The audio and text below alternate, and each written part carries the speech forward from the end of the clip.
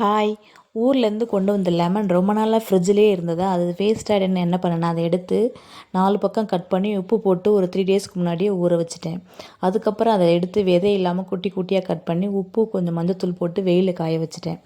அப்புறம் அதை ஊறுகாய் செய்கிறதுக்கு கடாயில் கடுகு வெந்தயம் வெறும் கடாயில் வறுத்து மிக்சியில் பொடி பண்ணி வச்சுக்கிட்டு, அதுக்கு தேவையான பூண்டு, காஞ்ச மிளகாய், கருவேப்பிலை, பெருங்காயம் இதையும் ரெடி பண்ணி வச்சுக்கிட்டு, வெறுங்கடாயை அடுப்பில் வச்சு நல்லெண்ணெய் நிறைய ஊற்றி அதில் கொஞ்சம் கடுகு போட்டு நம்ம தேவையான பொருள் கடுகு, கருவேப்பிலை, பூண்டு நல்லா இடித்து வச்ச பூண்டு, பெருங்காயம், காஞ்ச மிளகாய் இதெல்லாம் சேர்த்து ஃப்ரை ஆனதுக்கப்புறம் நம்ம என்ன பண்ணோன்னா, அந்த பொடியை மிக்சியில் அரைச்சி வச்சுருக்கோம்ல அதையும் நம்ம அதில் சேர்த்ததுக்கப்புறம் வெயிலில் காய வச்ச ஊறுகாய் எடுத்து அதில் போட்டு நல்லா அதிலே கொஞ்சம் ஃப்ரை பண்ணிட்டு அதிலே விட்டுறணும் கொஞ்சம் சிம்மில் ஒரு 10 மினிட்ஸ்.